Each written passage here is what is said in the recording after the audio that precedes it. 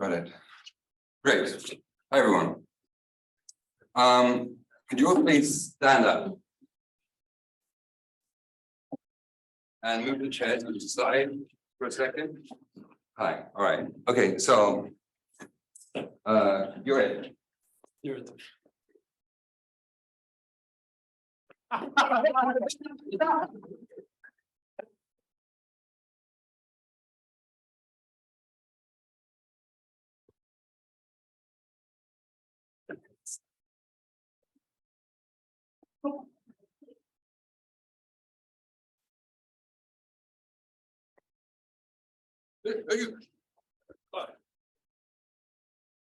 Okay, that's enough. That's enough. Okay. Okay, just grab a chair. You're gonna thanks for joining in. We're gonna do this a couple of times during the day. Okay, so my name is Orion Maxted. I'm a theatre maker. I'm also an affiliate researcher, CLEA, and I'm also coordinating the art science group at CLEA. Today's talk, the title of today's talk is the Inner Experience of Emergence. And what the talk is really about is trying to describe a way to think about a kind of like collective play as a way of making theatre, but also as a way of making science together in a kind of embodied and systemic way. So some brief descriptions or some brief, maybe just some words. So what the kinds of words that we're thinking about from a scientific point of view in this process are things like complex adaptive systems. I'm not going to go into a huge amount of detail, but if anyone doesn't know what a complex adaptive system is, it's basically just the idea that there's lots of things or agents, and they're all constantly in relationship to each other, and they're all constantly adapting to each other. And this dynamism is what gives the complex system its character, its ability to adapt and have emergence. Luckily, CLEA is in the process. CLEA, we're in the process of developing a glossary, so these terms are going to be a lot easier to explain in the future. Cybernetics is, this idea that you're essentially it's about feedback, that you have different agents, you receive input from the world around you, you kind of process it, and based on the input, you decide what to do. So you're constantly kind of steering your way through the world as you go, and everybody is doing that. So all these steerings kind of coalesce. Emergence is a common phrase that we will use. It's simplistically, it's this idea of a whole composed of a number of interacting parts, which collectively show emergence, whereby the whole has properties that the individual parts do not. Again, an agent there's various definitions of an agent, but it's kind of like I'm an agent, you're an agent, an ant is an agent, an atom could be an agent, a website could be an agent, anything in a sense that's a thing defined by some inputs and outputs or some processes, or what I like Francis' definition I quite recently as, in a sense, like the pattern of processes which sticks around, which kind of persists through time, that's in a sense what the agent is. So in a sense, what all these ideas have in common is that everything is in relationship. And without going down the whole fascinating philosophical wormhole about the fact that everything is in relationship, the idea that everything is in relationship kind of changes everything from a Western philosophical point of view, because we stop thinking about the world in terms of things, individual things, and we start thinking about the world much more in terms of how those things relate to each other. And even if you follow Whitehead to the point that we realize that things themselves are also systems and therefore composed of things and relationships. And those things are themselves systems composed of things and relationships. Hi, Thomas. Hello. And those things are themselves systems composed of things and relationships, and those things are themselves composed of things and relationships, until in the end, there's only relationships and there are no things. And so I think also this notion of relationship is somehow, of course, it changes everything philosophically, but it also brings us into something much more sensual, because it kind of brings science and art into the same place together, amongst other disciplines as well, because because relationships feel like something. So a complex adaptive system can be a group, anything, it can be a group of people, group of cells, group of websites, group of organisms. And so when a group of people like us interact, that thing has emergence, right? Like if a group of things produces emergence, then when we interact, we produce emergence too. So, and I suppose on some level that's self-evident that when we interact, we produce emergence. But I also wonder, on some sense, if I'm not confusing the thing with the description of the thing. And I wonder if that's also the point. But what I want to kind of notice is also that all these, so far, every time I've been talking about things, we're talking about this agents, systems, and cybernetics, complex adaptive systems. All of this stuff that we're talking about, we're always talking about it as if from the outside, right? As if we're describing something that we're somewhat apart from. And so everything is in relationship, and yet somehow we're outside. It's a kind of a strange situation. And yet, in reality, we're not outside, right? Like I'm an agent, I'm a system. Like you're an agent, you're a system, you're an agent, you're a system, you're an agent, right? You're a system, you're an agent, you're it, right? You're the whole thing, right? You're it, you're the whole thing, you're it, you're the whole thing, you know? You're it. No, you're it. Stand up. Yeah. No, you're it. You're it.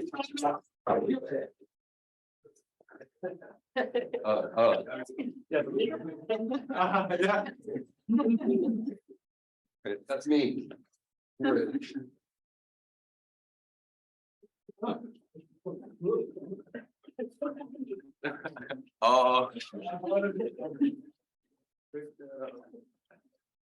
Okay, so this is a tag for it.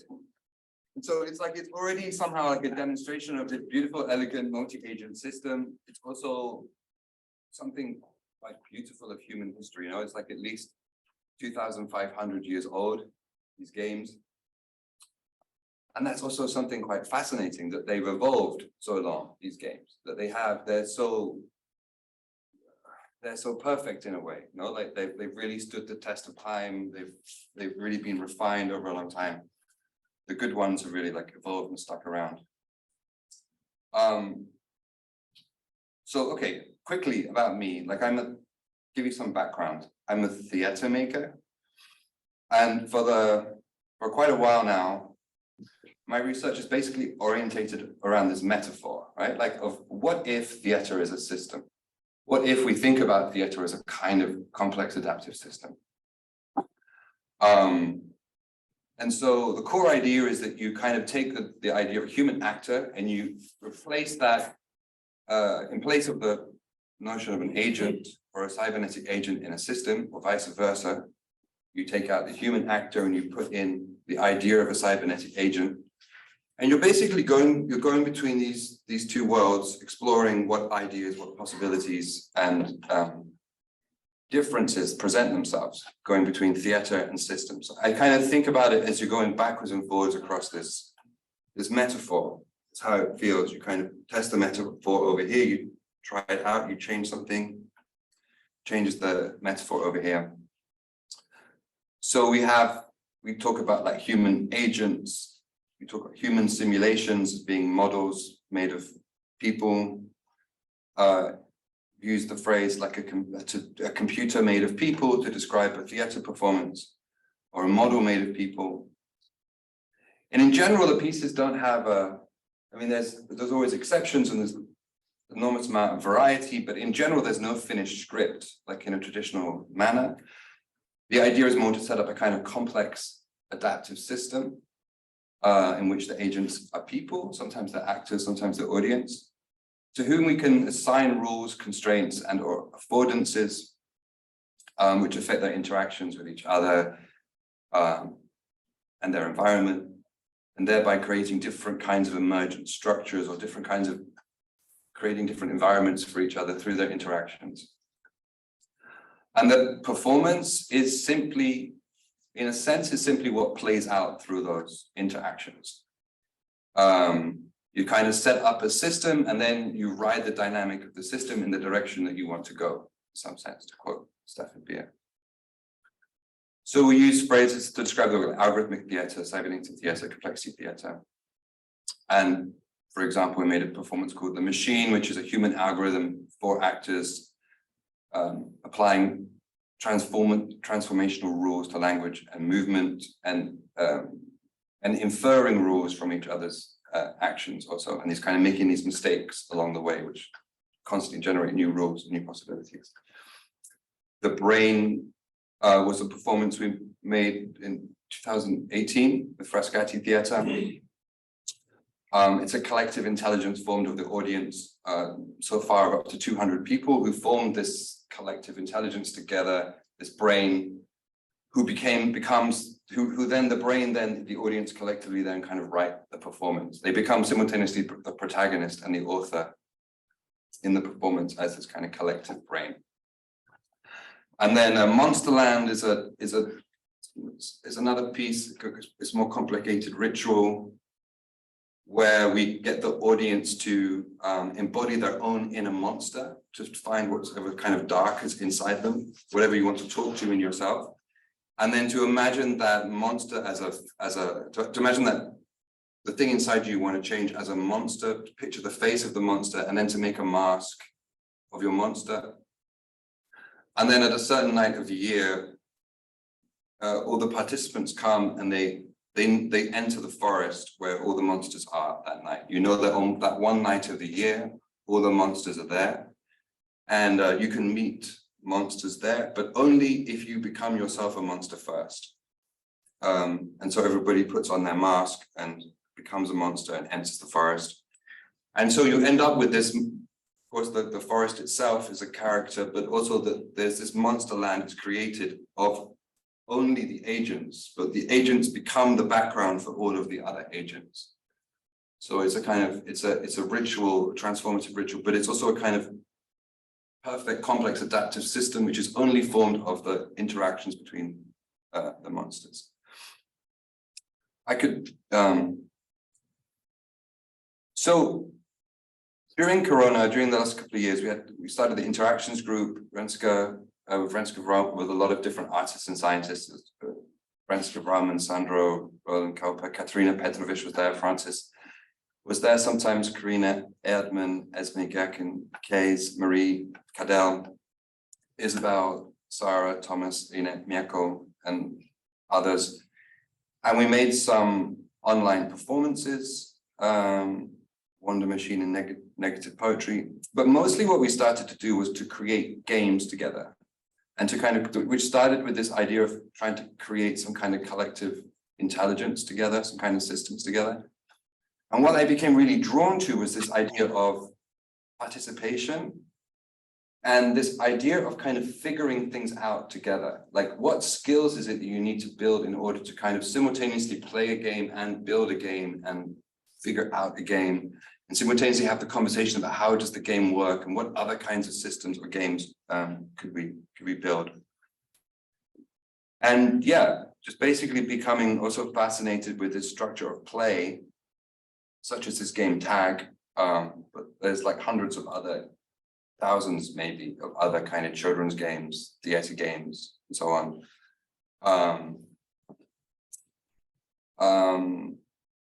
And so in some sense in my work, kind of going from this metaphor of kind of theater equals systems to thinking about how collective play equals systems. And then in a sense, thinking about like how maybe theater equals collective play. I think there's something to, there's questions to ask about that metaphor, but it's still I kind of work on it. It's kind of interesting. But for now, I'm kind of setting aside this question aside of what is theater in a sense. And and coming back to this notion of play. So, okay, the next game we're going to play is like this tag. But this time, when you're tagged, you have to stop. You can't move your feet, and the only way that you can move again is someone touches you and counts to 3. Yeah, is it clear? It's called freeze tag. Okay, so for example, if I'm it and I touch you, you're stuck. Yeah, and then somebody else has to untag you. Untie him. I have to count to 3. Yeah. 1, 2, 3. Okay. Right. Come on, he's not the one that. No, I'm it. So. Oh, you stay hidden. Yeah, I stay in. Yeah. Okay, you're it. You're frozen. You're frozen. Ah, yeah, we got you frozen. You're frozen. Frozen. You're frozen. I'm not going to screw all of you. Then you have to stand up the whole time. Now you can move. Speak frozen, please. 1, 2, 3.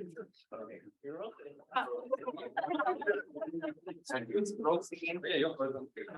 Keep frozen. You're frozen. 1, 2, 3. 1, 2, 3. Yeah, so anybody. Okay. But freeze.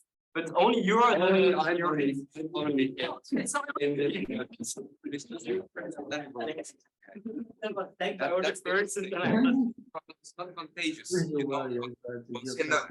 In the first version of it, it's like contagious. So if I'm it, I touch you, you become it. But in this version, I think, you're staying. yeah, it's a different kind of logic. Like I have to state it. Okay, great. Thank you. And that's interesting. Okay, so that was freeze tag. So, what is it about games that's sort of interesting me, or what I want to talk about? They're kind of ready-made systemic cybernetic systems. They have very few rules, at least explicit rules, and yet they produce very complex behavior. They're evolved systems, which means that somehow they've undergone some kind of selective pressure, which probably means also that they're quite interesting. I feel like play is also like a natural meeting place for art and science in some sense. I mean, this is obviously this kind of, what we're doing now is the beginning of something, right? It's very rudimentary, but I feel like at the heart of art, there's something very playful, and I feel like at the heart of science, there's also something about playing around, figuring things out. And I feel like somehow it's a place to meet. And they're both an art, and it's a very accessible place. Like play is a very accessible place for scientists, it's a very accessible place for artists, in a way which art and science often isn't. Like often art isn't such an accessible place for scientists and vice versa, but play is somehow this very interesting meeting place in the middle. And it's also a gateway drug, right? Like to art, or vice versa, or a gateway drug to science. Like if you start playing games and then thinking about them systemically, you might get hooked on cybernetics and systems theory, and God knows what will happen to you. There's something about play where it opens you, where you're open to this interaction. When you're playing the game tag, you're suddenly interested in touching the other person or being touched, or you're interested in that interaction. Like it opens you to this interaction and this playfulness, and that, as going back to what systems are about interactions and emergence and relationship and so on. That's at the heart of it, right? There's something about play which opens you up to the systemic. It's fun, which I think is not to be underrated. It has this quality of competition, chance, of simulation, vertigo, playfulness. There's a kind of momentum to it. You want to keep going. It has this idea. Some games, the more improvisatory games, what is it called here? It's kind of paideia games. They also kind of, the goal oftentimes emerges through the game. So in terms of the conversations we've been having about play, about systems and the emergence of goals and goal-directedness, open play is also somehow quite interesting. It somehow contains a lot of these ideas. I think also play is important in terms of art, science, and transdisciplinarity, because it cultivates friendship. it cultivates community, cultivates meaning, cultivates health. And I think friendship and community are like super important when it comes to transdisciplinarity. I mean, you have to have like a patience for each other. You know, you have to be like a willingness to be in the same room as each other and listen to each other's point of view. I think play is very good for that. It's intuitive. We know when a game works and when it doesn't. And also, it doesn't just generate emergence, but we're inside that emergence. You know, it's like collectively we form emergence, we're agents. And so we are actually inside that emergence. And I think that's a sort of a fascinating idea that I keep coming back to about how that feels, right? How does it feel to be inside emergence? Like we're trying to understand art, trying to understand the world, trying to understand theater systems, complexity, but to really understand like what it feels like, I think is super important. What are those emergence that come out? Those emergent properties that come out. So for example, there's a certain kind of movement which is very recognizably tag, right? There's kind of an emergent movement that comes out when you play tag, for example. But there's also a very clear energy that gets released when you play tag that wasn't in the room before we played tag. Like we're all capable of releasing energy, but it wasn't released until we played the game. So that energy is also a property of the game tag, right? The feeling of competition that comes into the air is a property of an emergent property of tag, or that feeling of chase or being chased. So it's interesting how these games also give you a totally different way into thinking about what a property can be and how it feels actually like emergence.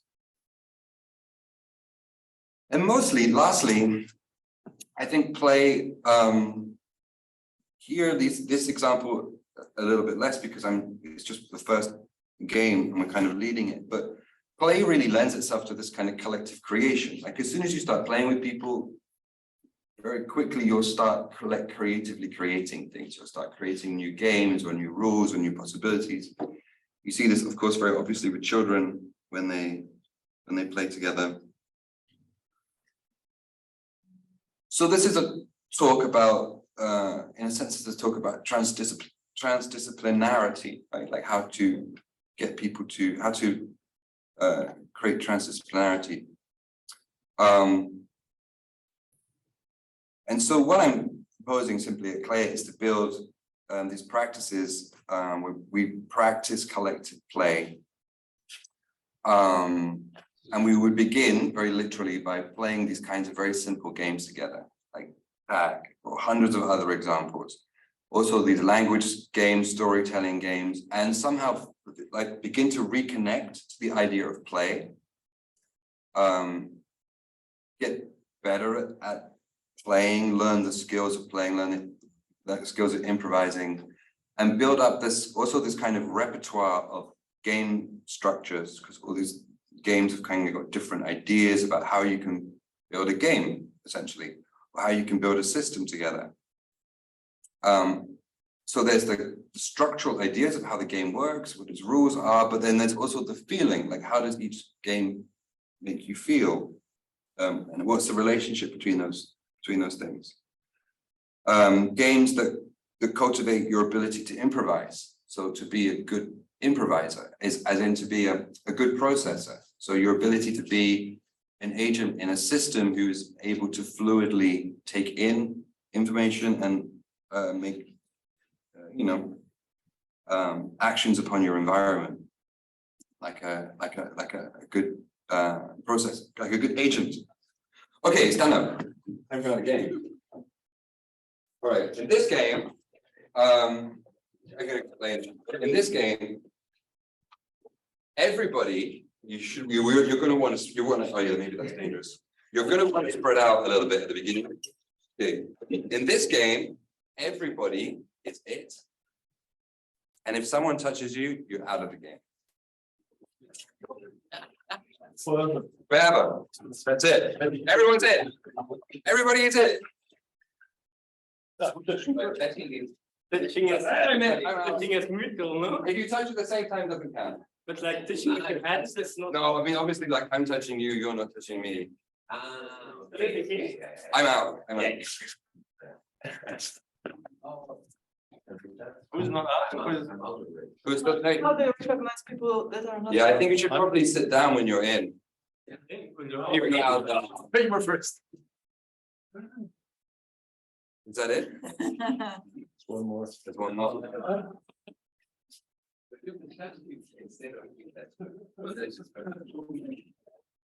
Stein is the winner.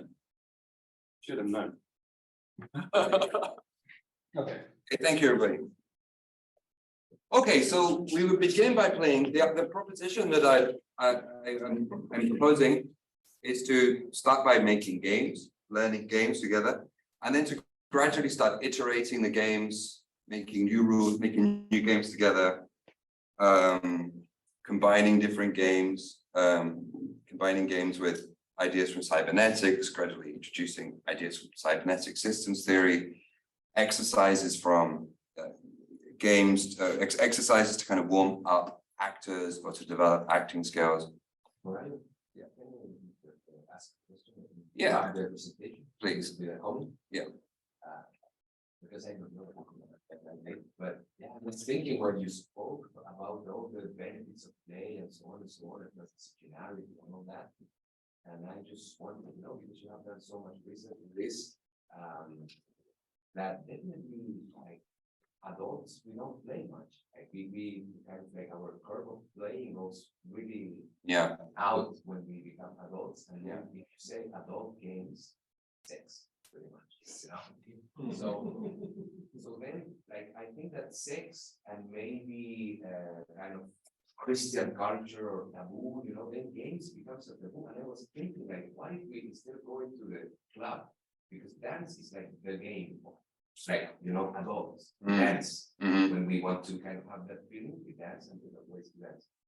But what if there would be like a game, you know, game-based club? So people will go to play games like is you, what's the name? Is it? It's you tag, that thing. grandmother's footsteps, musical chairs. I don't even know the name. That's kind of what we're proposing. I mean, that's kind of what we're proposing in a way. And then it could, I was even like going further, I think this could be a great business. You know, you can make people to kind of have this hype of now we are adults that play, you know, and it could also have sex in it. It could also be naked. You can go for the game you want, you know, and you can break down this idea of taboo.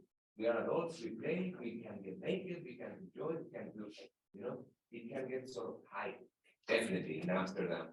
Or, you know, in this part of the world, that the wealthiest part of the world, people would do, you know, they would say it's all right.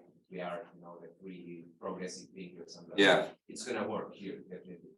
Could work, right?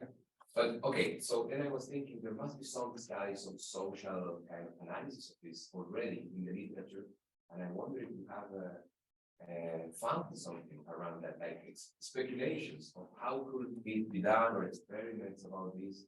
Because just in parallel to this, I was the other day discussing with friends about science and so on. And yeah, we don't have like and back to sex, you know, back to this taboo topic. Oh, we all have a body, but we don't talk about it, you know. And I know this embodied theory is connected to that and so on, and then thinking of making a lab related to these ideas of sex, of how to enjoy, how to connect, how to all that, but study scientifically, you know, get a lab and want participants come and be analyzed. Yeah. We get to study this scientifically. It's part of the world, it's part of our knowledge, and we just don't do that. Yeah. You know, we just like, okay, this is no, this is not. Why not? And that's what makes us more humans, what connects us, what makes us reproduce, and so on. So then I wonder if you have kind of, because you're more like in this thing, you have found something around that line, and if not, yeah, good. Yeah, thanks for the comments on this. I think it's I think let's start with the games, you know, I think start with the clothes on, and then we'd see how things progress, you know, I think that's how the group progresses. I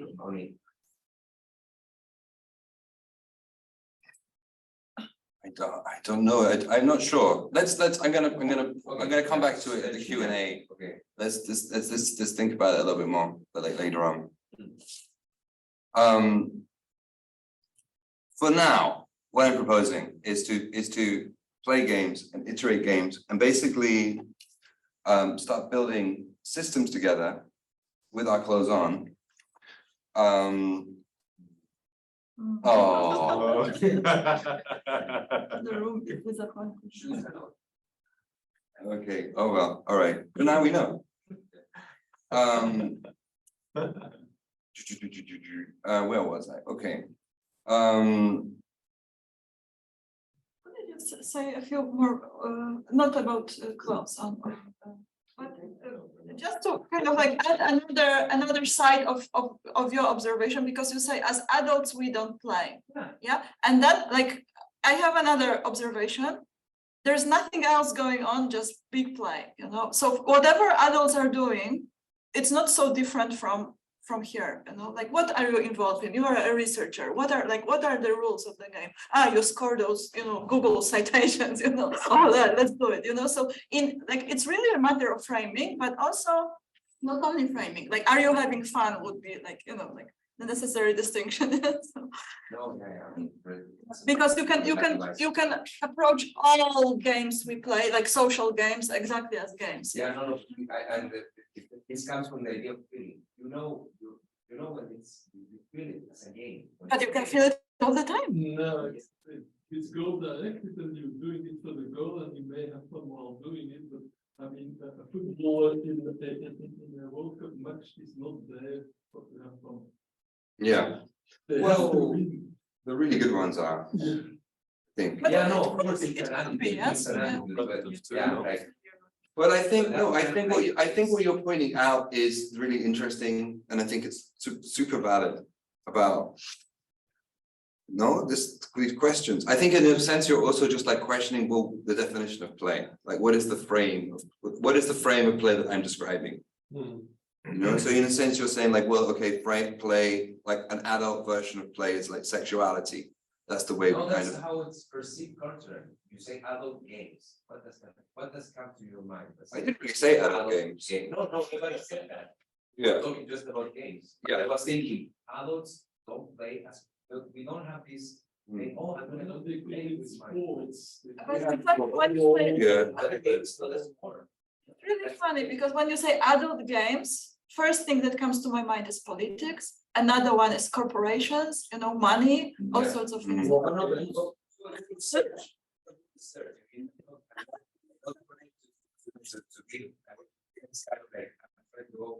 Globally, not just in the social science academics, how do they think? That's not the common thing. Like if it comes to me, I would think game theory, you know, maybe. No, but like for Neumann's theory, blah, blah, blah. But I'm not representing the world.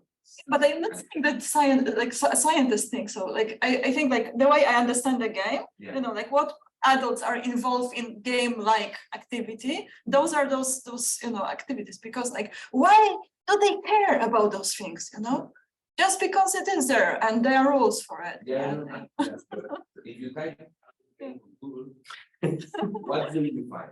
So 20 naughty board games online is the first hit. And then adult sex games, and then adult games world, that doesn't seem to be sexual at all.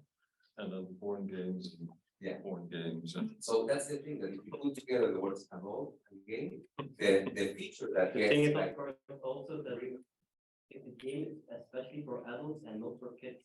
And because it's logically, but that's what I was thinking. Like we lose this I get what you mean, but I think it's just about defining what we mean by games. I think, if you insert the word adult in there, if you insert the word adult, it means not for children. Yes. No, so therefore, but that's because that's imposed. That's westernized way of looking at it. That's like Christian. That saying adult means no child means sex.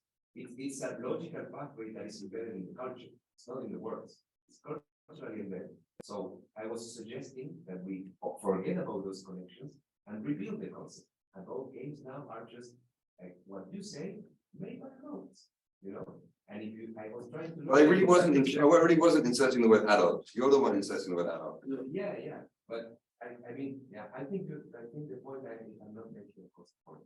I'm making a comment about like. Okay, just for the time being, I do think it's a really interesting conversation to have, but that's not what I'm talking about today. Yeah, okay. And but I do think it's a really interesting conversation for later, no? For the bar or for the club or whatever. Or just for the Q&A afterward. But I think to define what games are is super important. I think also that's what Marta says also is true.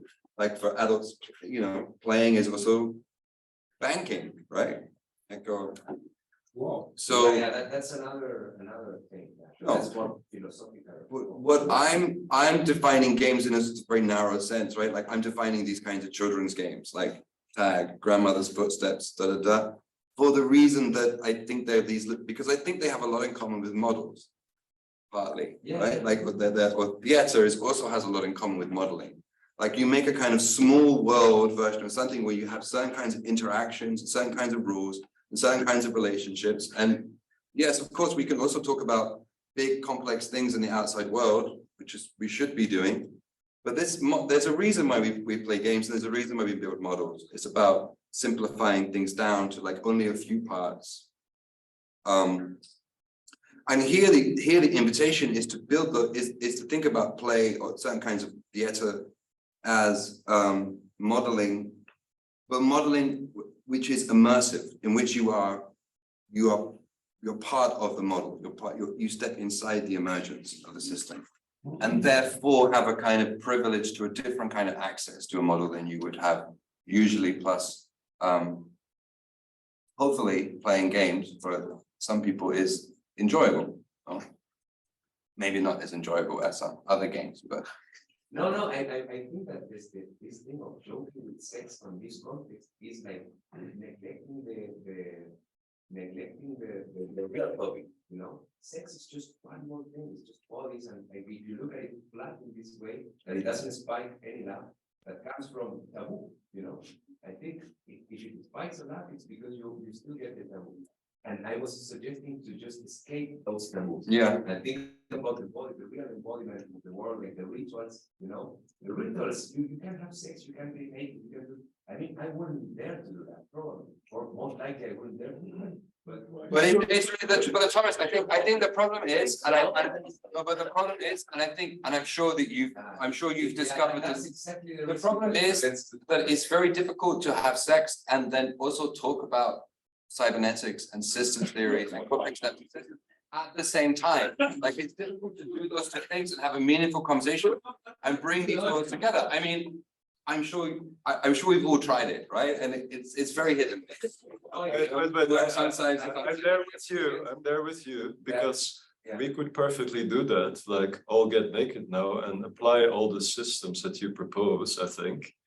But because of culture, as you say, we feel uncomfortable, but that has nothing to do with how great it would be to introduce the full body and full human being as part of a game. I just had this experience in a place I'm totally unexpected. I went to this place in the summer where everybody was naked, you know, and it was like a community, naturalist community that I didn't know. I didn't plan to go there.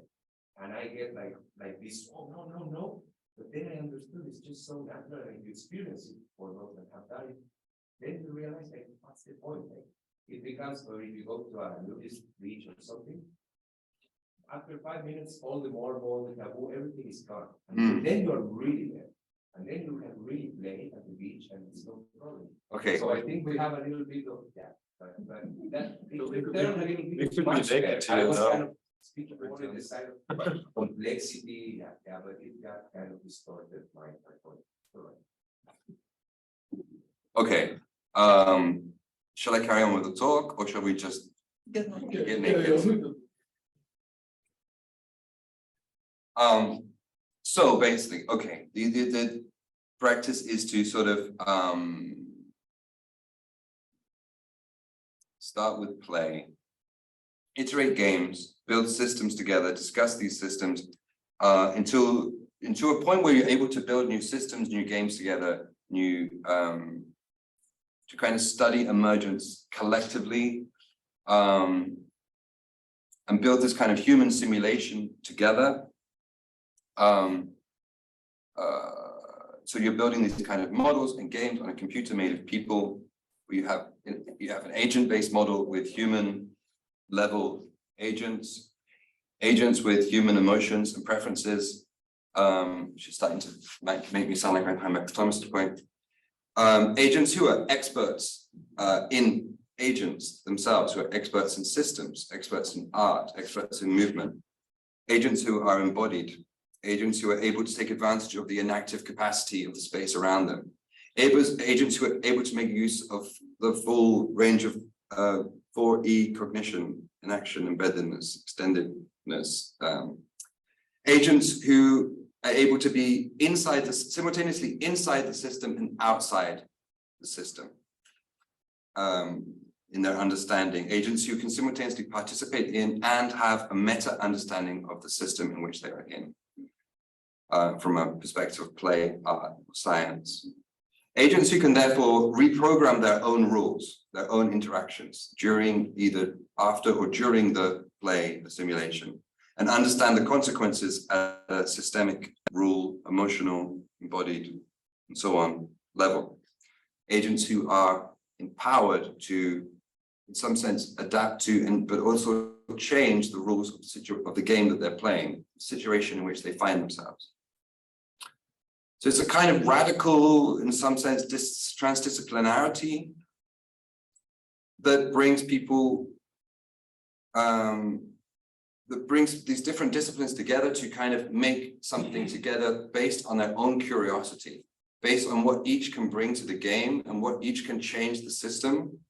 And through the conversations that we have about the kinds of things that we create, what makes a good game, what makes a good system, what is interesting for me, what is interesting for you, what is interesting for you. It brings disciplines together in a common medium, which is play, which has somehow less hierarchy. The play therefore becomes a kind of shared research object, which is both logical and emotional. We get to use our proprioception. And yes, as I said before, it creates friendship and maybe other kinds of social relationship. It's also a kind of collective intelligence. So it might be a way of solving problems in a new way, because it's bringing all these different brains and bodies into relationship with each other and in relationship to the kind of the same question, the same problem, and a kind of collective human computation where, and transdisciplinary in the sense that you don't have to know everything yourself, because you can have within this same game, within the same system, you can have people who are experts in different domains, be it art, science, play, or whatever else. So what I'm kind of interested in here, that's the kind of the concrete proposition that for the time being. And now I just want to, for the last part of the talk, I just want to talk a little bit about some of my thoughts, just like a smidgen of my thoughts and reflections about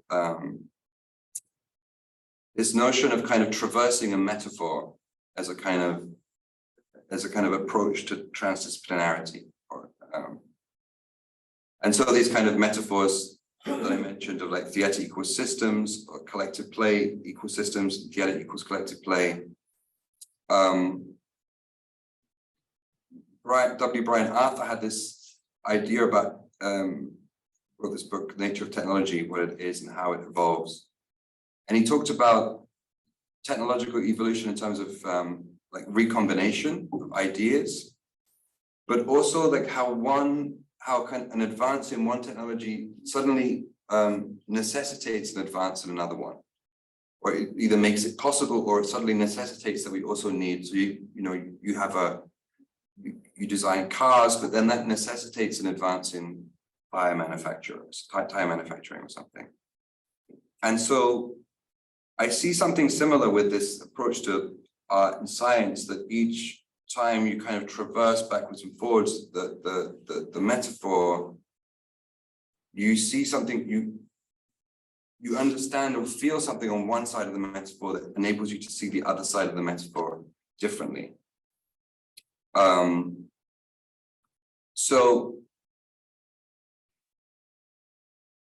And for me, it's this question of like,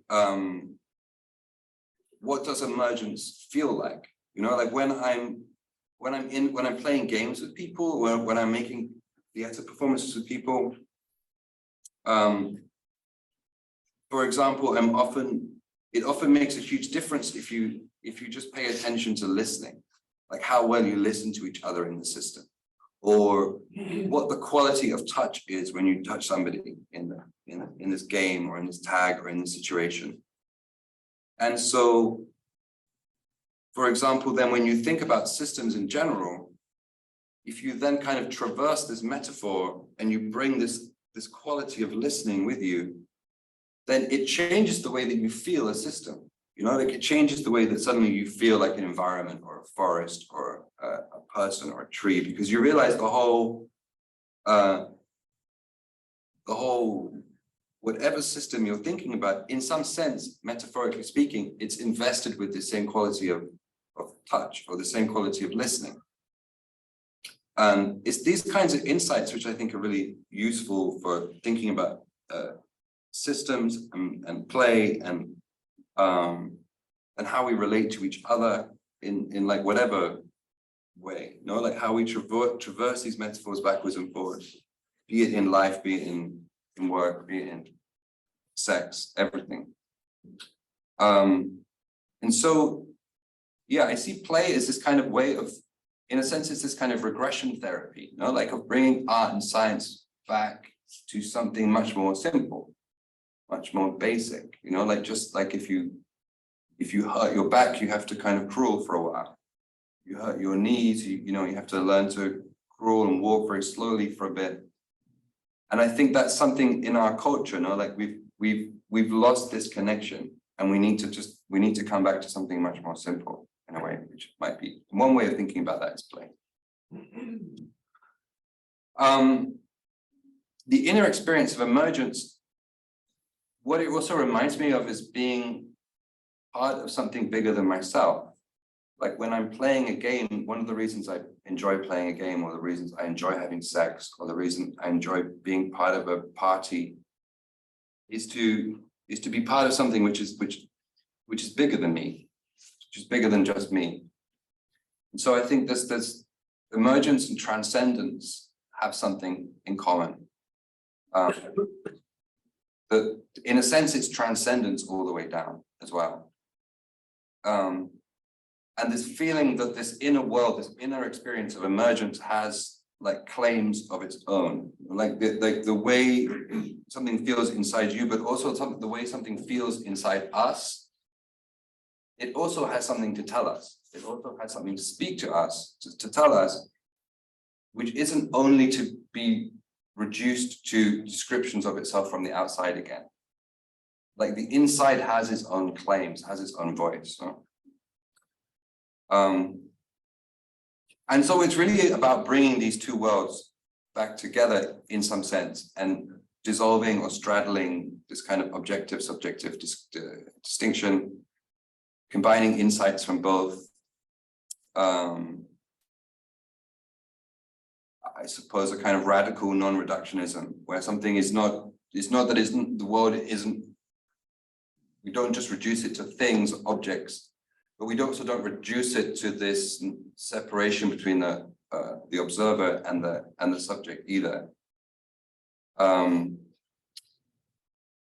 to learn to kind of recognize this emergency and agency that we're in the world, and kind of feel it as we're also studying it, and to kind of bring these different sides, these different ways of understanding together.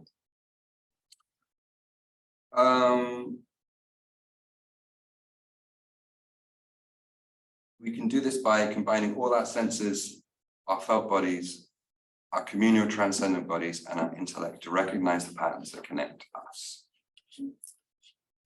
Okay, so yeah, so proposing this practice of we call CLEAs, which is about play plus emergent, embodied, and active extended embedded research systems, which we're going to do the first one this evening at 6 o'clock. Everybody is very welcome, and there's more dates on the CLEA website. And at the Art Science Symposium, 15th to 18th of February, we'll also be, I think, enacting some of these ideas about play and self-organization. And yes, maybe Thomas is going to organize that conference orgy. Let's see. The conference orgy. Orgy.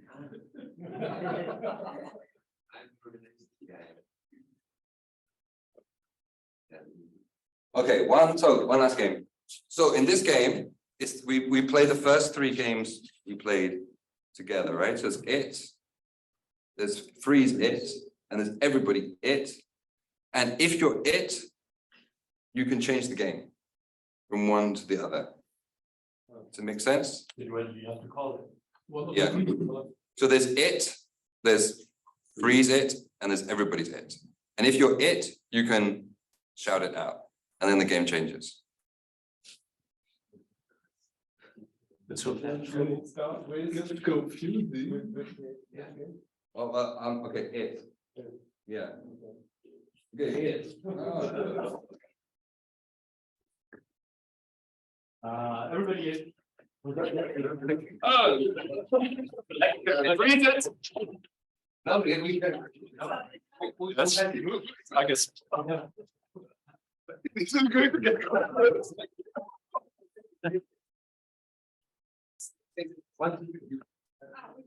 Everybody's in. Yeah, everybody's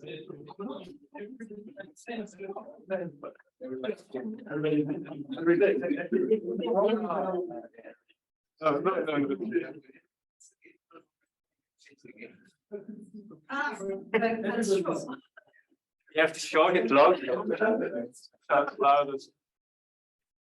Yeah, but the first one to change the game, then it's a different game.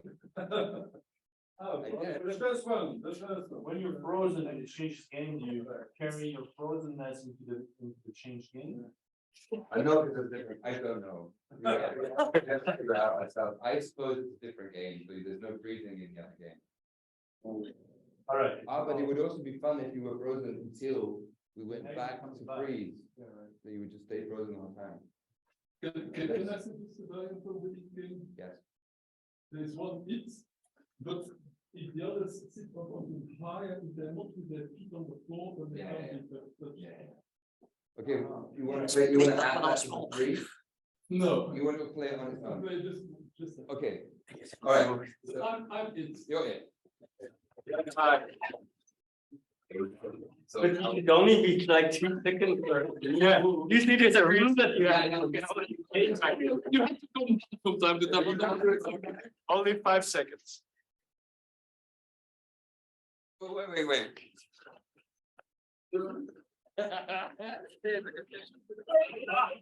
and you collect points. Oh, I mean, Yeah. hey.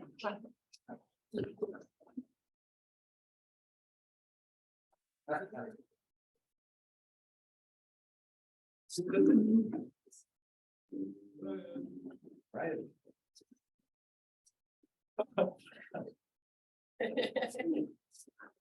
So how many seconds you got? Yeah, I mean, it's way too long. These are coming off.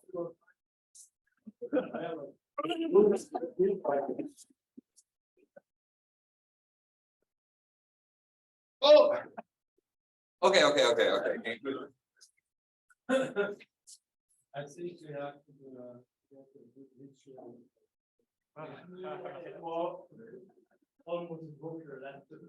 There was 2 questions from Andrews on chat. Emergence and empower. Uh-huh.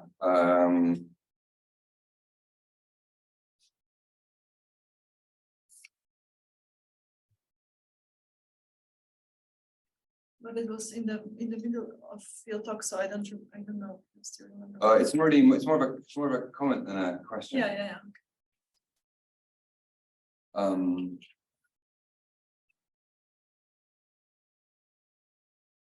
I have a couple of other topics. The context was you were talking about transcendence and rising to something larger.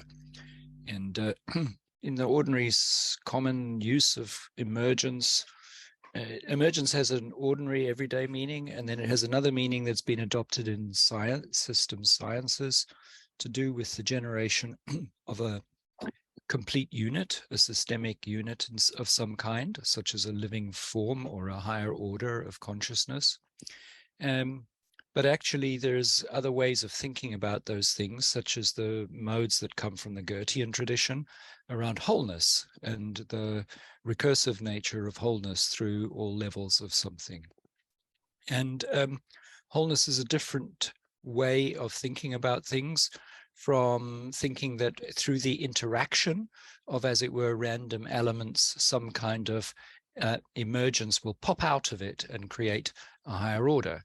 So when you talk about transcendence, I thought that was very interesting, and to explore more what that actually means, because that's been certainly central to my professional work and personal life for many decades. Sorry, Angus, I really didn't understand the question.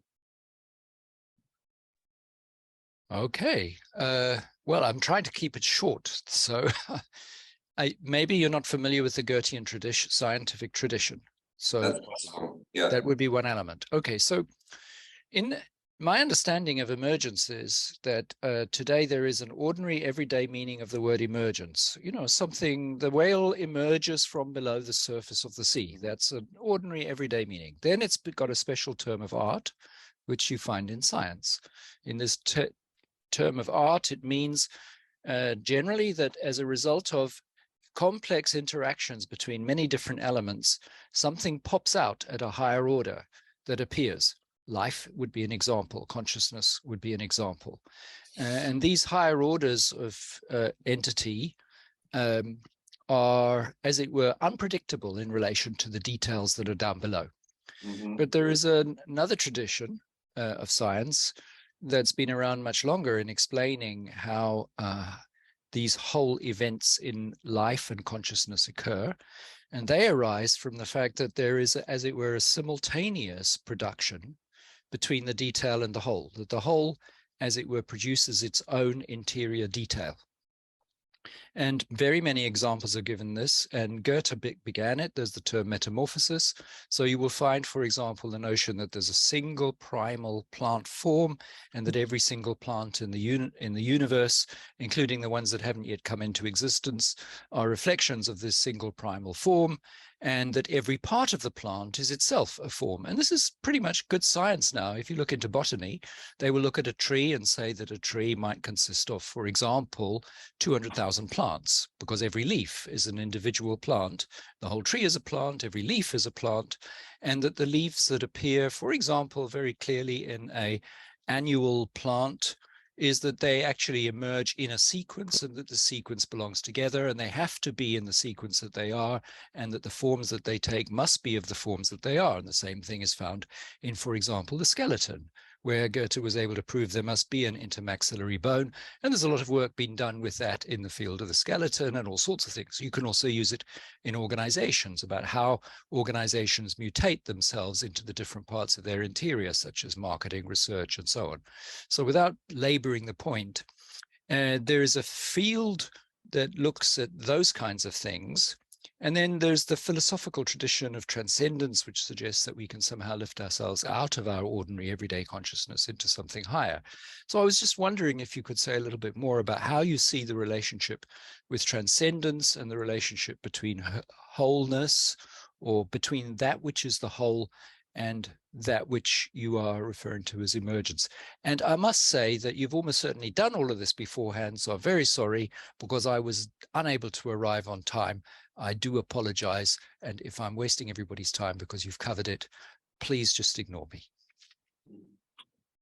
Yeah, no, thanks. I'm still, some of these terms you're talking about are new to me. So, basically what I'm saying is that I gave this example of transcendence as a way of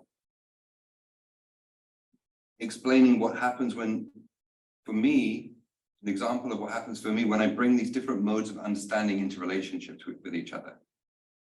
So this kind of actual lived, physical, embodied experience of living, together with this kind of theoretical ideas, this kind of schematic ideas where we describe things objectively with a certain kind of objective distance, with a certain kind of descriptive distance, as if outside the thing that we're trying to describe.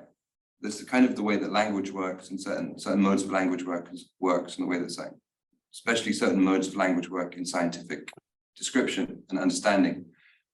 So what happens when you bring these two different modes of relating to the world into relationship with each other? And so what I feel is that when I'm part of something, when I'm part of an emergence, and the examples that I'm giving today are mostly to do with games and play and like very simple systems with few rules, but nonetheless very human. Like when I play these kinds of games or make these kinds of performances or perform with people in some kind of ensemble, then one of the things that I feel the most is that I'm part of something which is bigger than myself. And another word for that is transcendence. And so what I'm saying is that bringing the kind of this objective and subjective understanding into relationship with each other, for me, suggests that transcendence and emergence are, in some sense, synonyms, seen from different perspectives. Now, I don't know that I could then ask you like how the different definitions, because I can't comment too much on the different definitions of emergence that you were talking about, but we could think about like, how do those different definitions of emergence make you feel differently about yourself, about your relationship to the world, like on a subjective level, or what do those different definitions of emergence suggest in terms of kinds of situations or games or systems that we could create? How do those different definitions of emergence suggest different systems that we could create in order to experience those different kinds of emergence firsthand?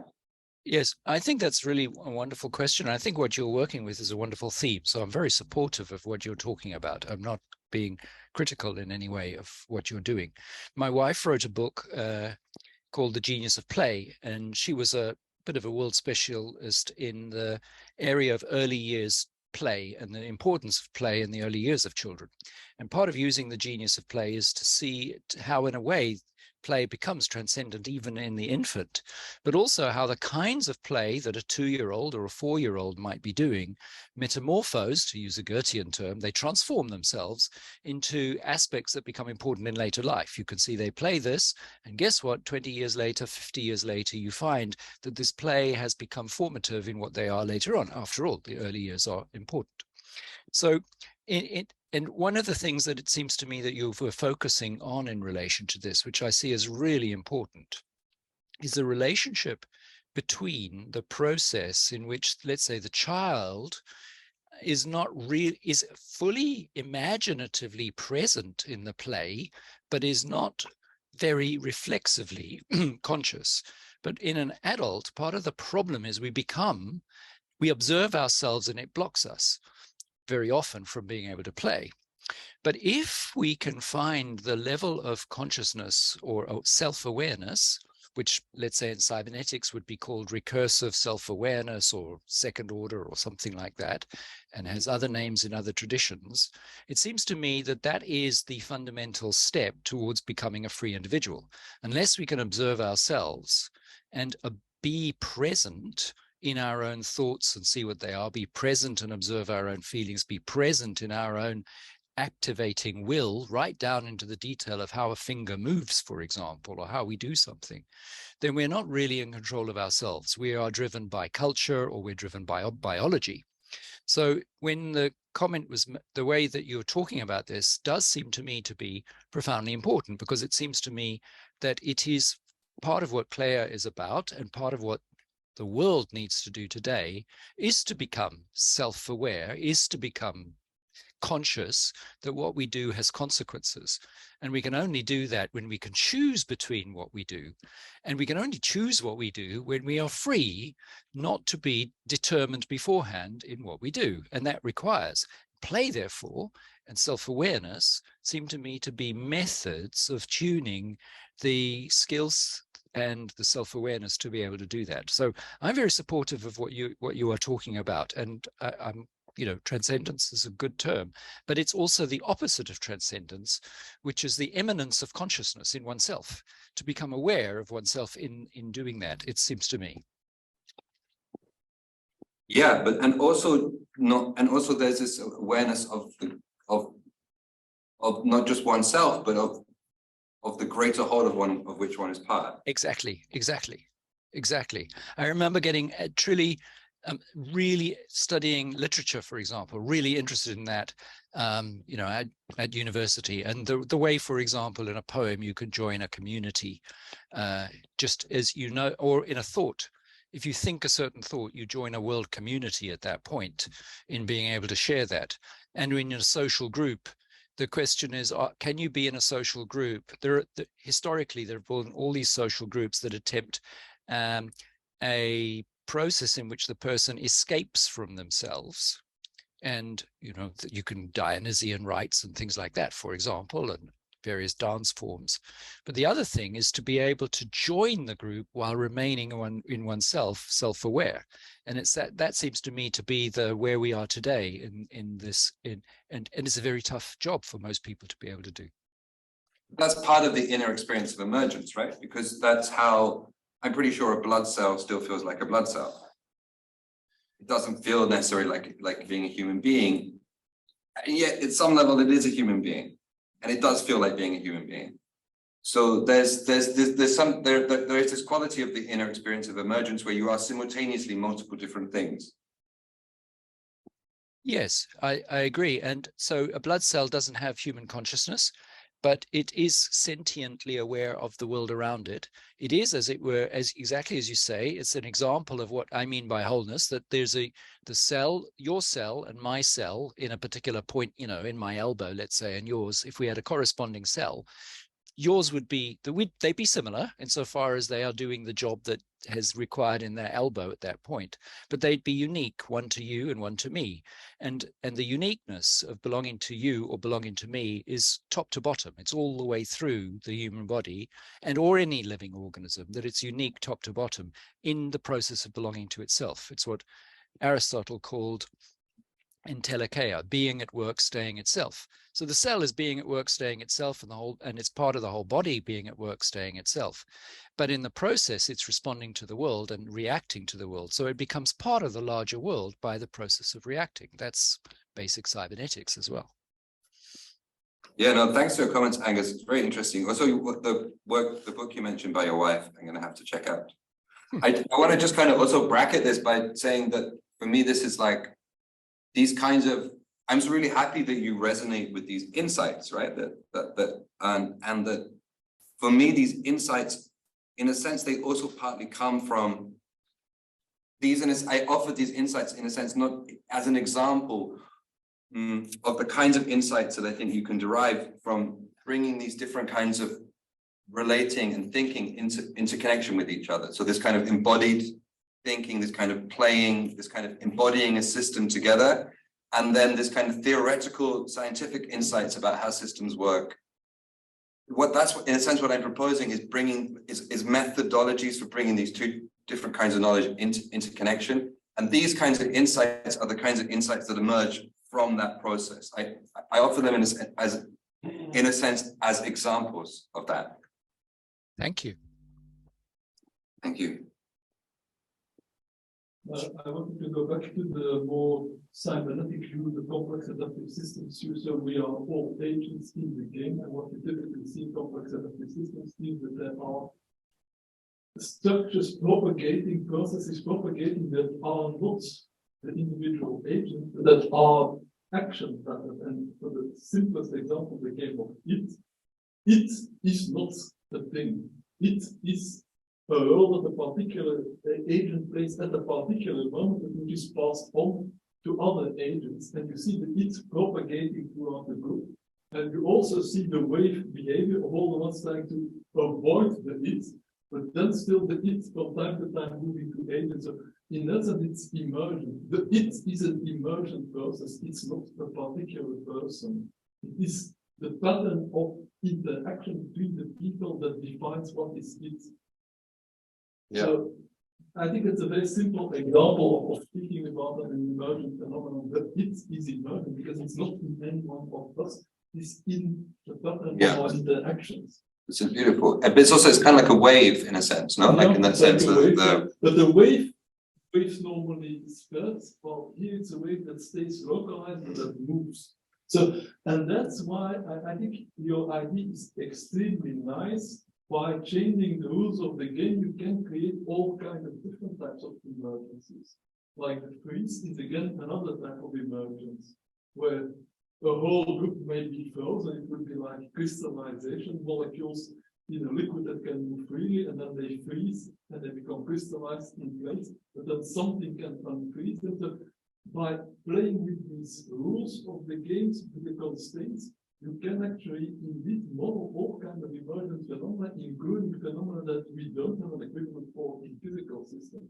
Like in physical systems, we think about these waves and about crystals, maybe. There are all kinds of others that we can invent or think of. So I think it's really a very nice medium for experimenting with emergent patterns in complex systems, dynamical patterns. And it's more flexible than a computer simulation, because in the computer simulation, you have to specify rules that the agent can only follow the rules. At most, you can give them some random component, that they choose which of the rules they apply. But while humans can improvise, and that means that things may emerge that nobody could have foreseen. Yeah. That's the idea in a sense, to make it into a laboratory in a sense that brings these notions of play and theater and cybernetics and so on together, and conversation, of course, like these kinds of conversations.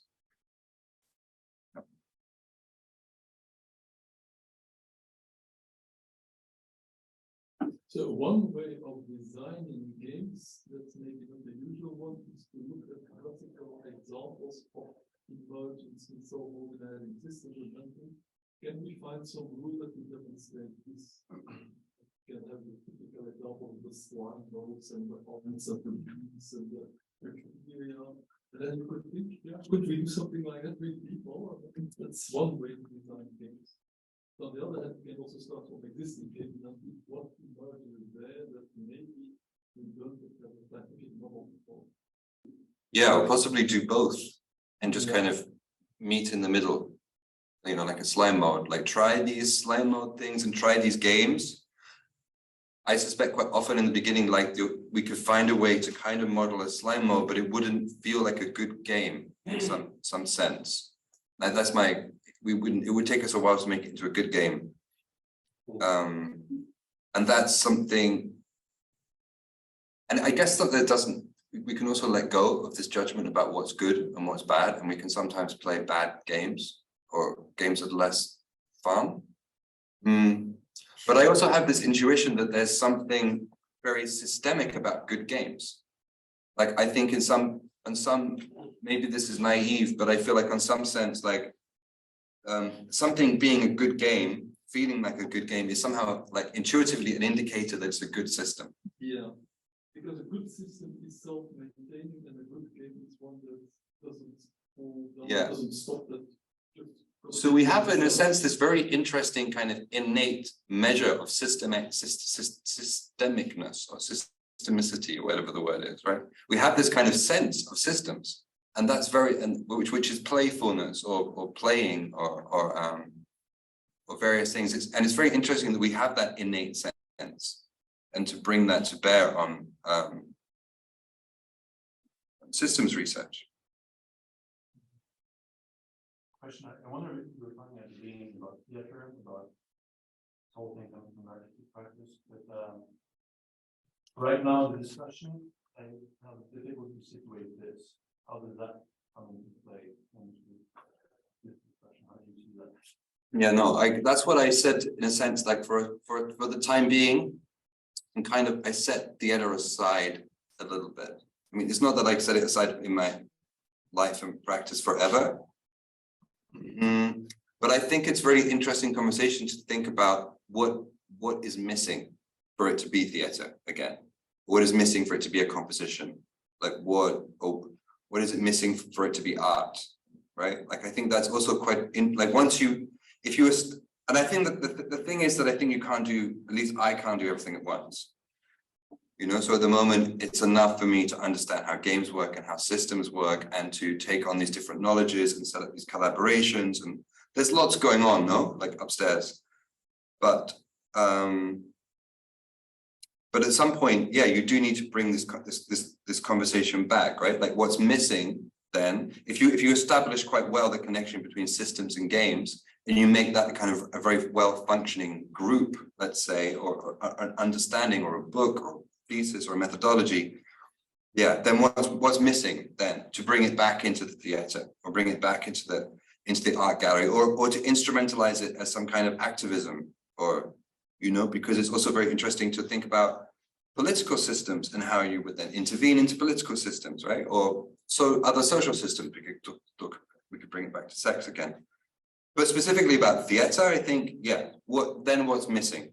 I think it's quite interesting, and I think it's something about it's different ways of framing it. Like partly the solution could be a framing, like for example, to create the frame that there's something interesting about, there's something particular about the kinds of games, say, and systems that particular groups of people make. So you would sort of, in a sense, specify it to certain kinds of people and say, well, these are the kinds of games that these kinds of people make, for example. That would start to become quite interesting again as theater, I think, because you would start to be curious about what individuals make, you know, or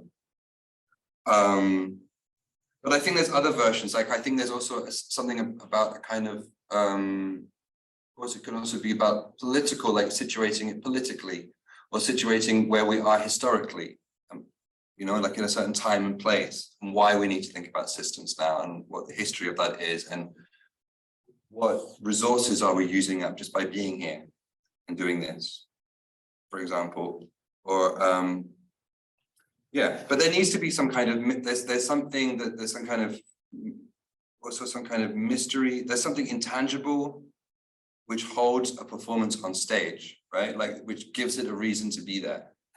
There's often some kind of, it's hard to put it into words, but there's something intangible. It's almost like it's a mistake that it's there.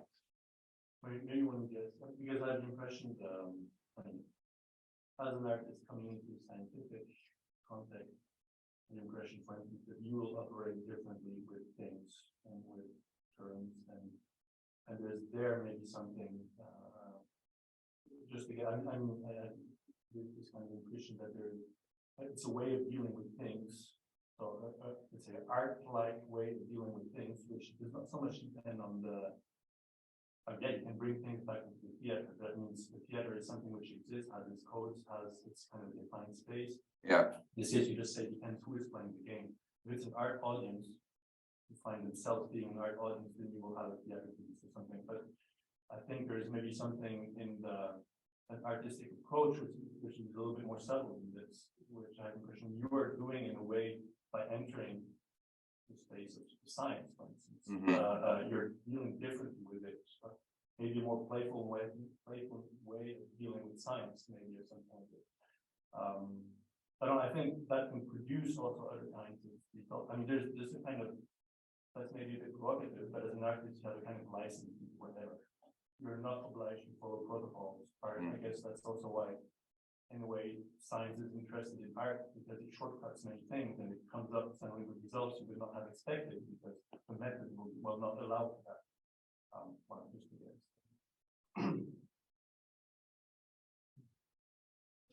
I want to add to that because I'm interested in hearing you speak more about interdisciplinarity and bringing art and science together by using play.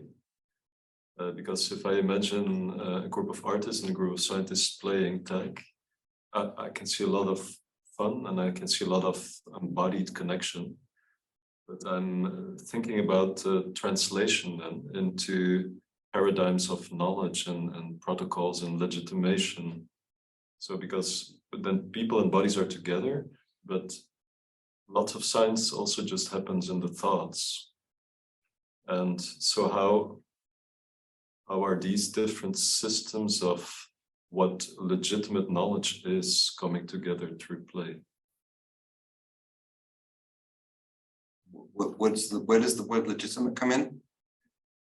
Because I believe science is a very particular island of what knowledge is. Legitimized knowledge according to certain standards. Okay. And art is something very different. But I think that's part of that's what's beautiful about systems science, right? Like and modeling in a way. And this I think, I don't know, like I think there's also something beautifully elegant and simple about like this kind of science, like emergent science, system science, complex stuff. I mean, I'm also a beginner, right? So I don't really know all the nuances and the details of it. But like, there's something which is very elegant and simple about it, and also the way that it also works a lot with models. And it is really this idea of simple rules generating complexity. Like there is something genuinely accessible about it in a way that perhaps other topics aren't as much. So I don't think it's, and I think that there's something about if you make a model, or you make a game, you make a system, like it either works or it doesn't work in some sense. No, or, that's not quite true, but it's either a good game or it's not. You know, so in some sense, you can have all these kinds of like ideas and scientific ideas which may or may not be legitimized by some higher authority. But like, if it doesn't make a good game, like if the system doesn't work when you put people into it, like it doesn't matter. It doesn't, you know, it does matter. It's still interesting to talk about it.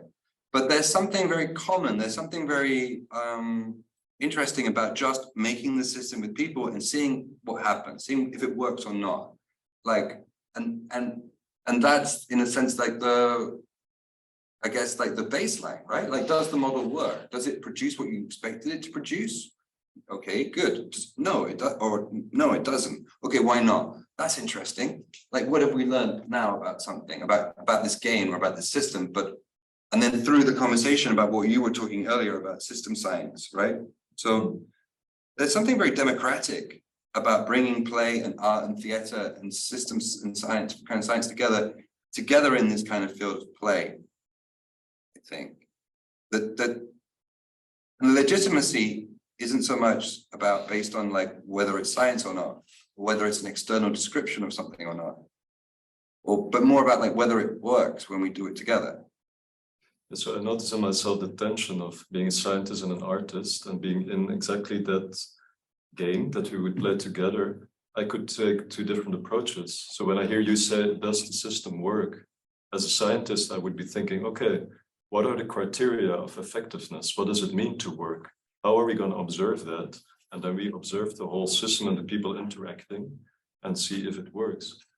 As an artist, I would be present looking for aesthetics. I would be looking and feeling my own body, and I would be fertilized with a different type of knowledge or a different type of being present. And then it works for me if I move in a different way after that.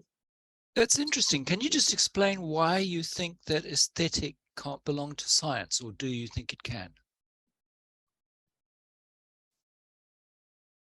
I think it can, but I have not in my scientific career seen at least artistic aesthetics as the purpose of science. There is an aesthetic in a model, in simplicity, in what kind of things get published. But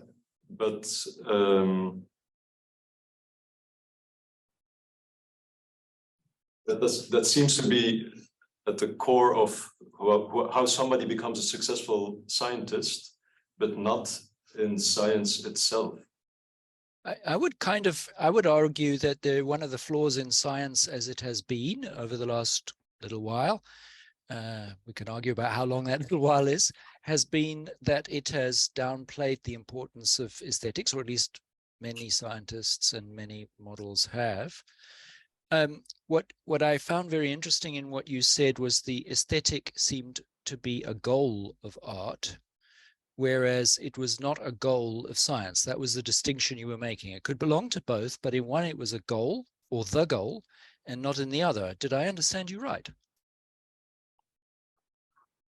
Yes. So without aesthetics, I believe no art. That's true, but are you saying that aesthetic isn't a necessary means to what art is for, what art is about, as opposed to the goal outcome of what art is about? A necessary means?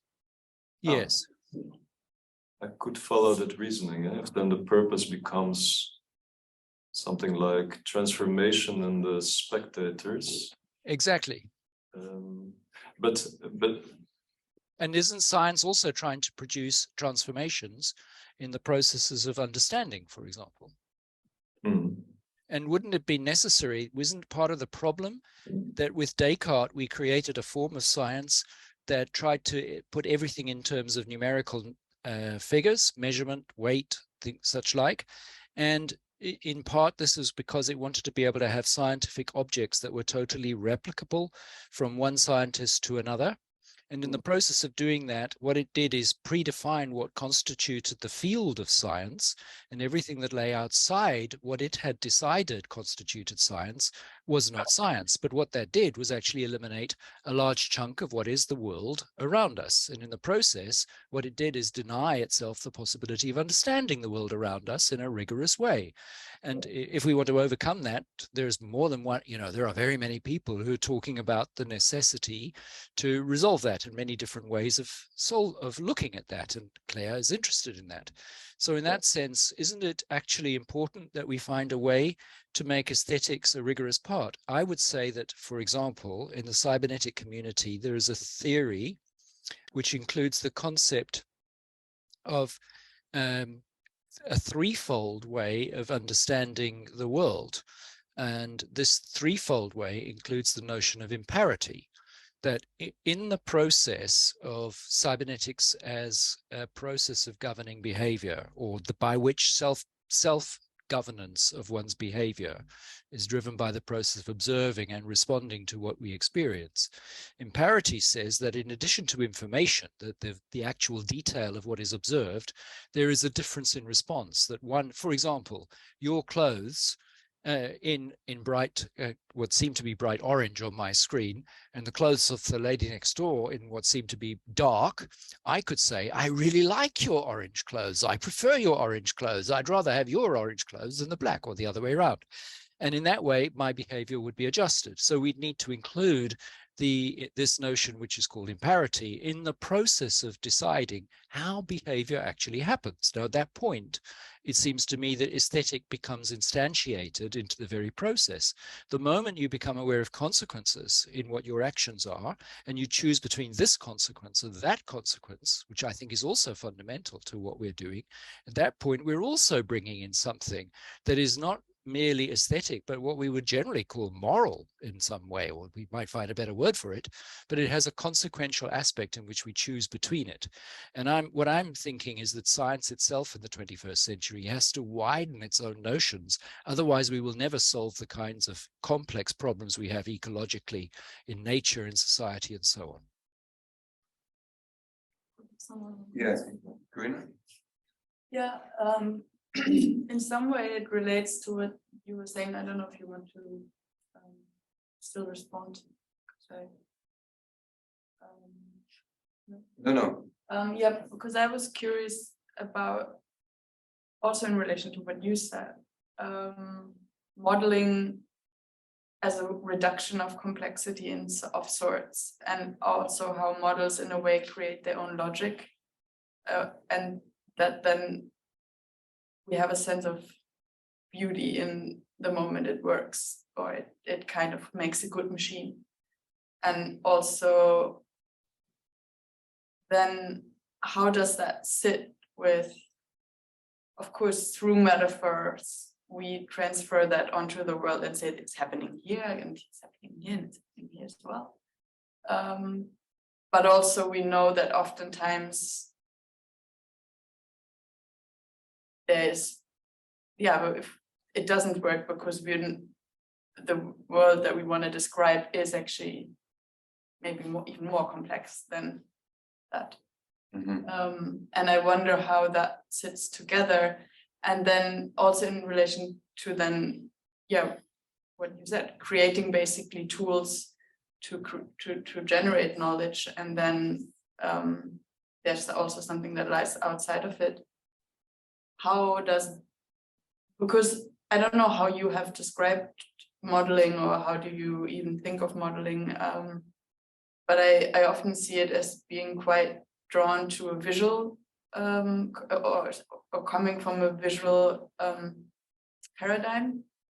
And you were also introducing the idea of embodiment that has all these, like, how does that sit with modeling, and what is then maybe the possibility of creating other models? So it's, I guess, two questions. It's two questions, I think. And To be fair. I have also been. You've been saving them up. Yeah. Well, I mean, I don't know if I think they're both good questions. I think, like, I think you can, in a sense, you're right. Yeah, of course, but that's what art does, right? Like, it creates this kind of model. Theater does the same thing. It kind of reduces the world down to a number of characters through which you sort of observe some patterns of humanity, of the way the world works. And then through that kind of constellation, a small constellation of that performance or that play or that novel or whatever it is, you kind of extrapolate the world, and then you're able to somehow understand something about the world. And of course, you can't understand the whole world normally because you're not everywhere. So the world is by definition complex, and you are by definition limited. And in a sense, you only have access to the things around you. You don't know what's going on in other parts, on the other side of the planet, or in the center of the earth, or anywhere. So on the other side of the universe, for that matter. So, you have this kind of nearest neighbor interaction, kind of knowledge of the world to a certain extent.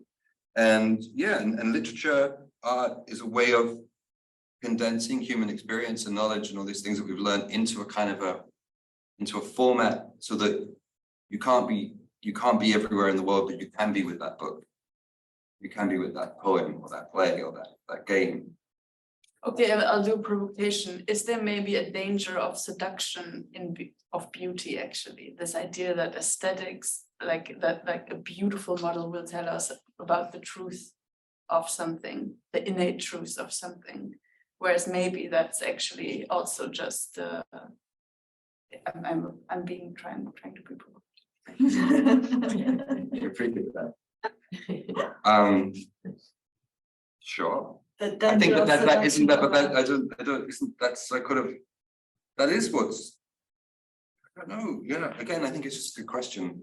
Okay. Like always, like every artwork is like that, every person is like that, like you can also like fall in love. I think that person is amazing. Yeah. Can I try to answer that? Yes, please. Well, I think I have been writing this paper together with Katarina on foundations of art science. So we were looking first at what art and science have in common. And the idea was that both of them produce a pattern that is meaningful. That means a pattern that indeed tells you something about the world. In the case of science, it's very explicit what it's speaking about. In the case of art, it's mostly your own imagination that will tell you this play actually can be seen as a metaphor for whatever the conflict in Ukraine or whatever. But what now makes a good model, a model both in the scientific sense and in the artistic sense? We use the term metaphor, term from one of the art scientists. So a metaphor is something that has some kind of an analogy to something else, but the metaphor is something that you can put somewhere in a room in a laboratory, on a blackboard, in a museum. It's something more graspable than the whole world. So the metaphor is a kind of common medium of art and science. What makes a good metaphor? It's one that explains the maximum with the minimum. So it's in a sense, the richness is in the fact that you have a pattern that's it's simple, at least a simple component, but that's very rich in the kind of things you can derive from it. So a good poem may, in a few words, convey very complex feelings that lots of people recognize. That's what makes it beautiful. Or you could have a very long poem about some specific event that happens, and nobody else except the ones who witness that event really cares about the poem. So that, I think, implicitly is a criterion of thinking. And there is also the criterion of mystery, in the sense that you start with a pattern, but initially you don't know where it's going. There's a mystery, but then as you grasp it, the mystery gets resolved in what I call prospect. So there's a progress in understanding. And there's this theory of predictive processing in the brain, that the brain is constantly trying to look for patterns, and if there's a pattern that doesn't fit, it tries to predict it.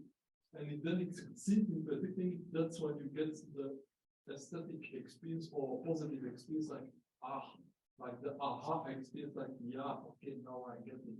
And that, I think, in good art and science will also be that you get something which may initially look too simple or too weird, and then you start thinking, but actually this also applies to this, and you don't need to formulate it explicitly, but in a good art piece, you feel that there is more in there than initially meets the eye. And I think that games, the good games, in that respect, would have this property. That means like a game like that, which is extremely simple rules. But if then you start looking at it as an example of a complex adaptive system where there's an emergent wave of activity that is propagating throughout the system, and it's actually there is a very deep richness in there that explain things, and that's also the reason why the game is so interesting, so nice to play. So I think this notion of aesthetics, I think we can capture it as producing a maximum of meaning with a minimum of elements through the pattern that emerges once you start seeing how the elements combine.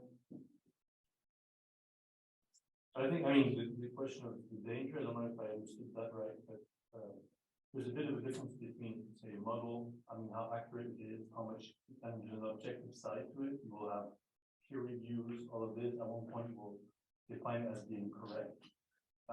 With games, you could say it functions because it doesn't die off. So there is something that self-perpetuates. But when it comes to aesthetics and to say it's a good work of art, that becomes more complicated, right? That's so incredible. So it's very difficult to predict whether a work of art will be good or not, because it depends very much on reception. The reception is so wide and culturally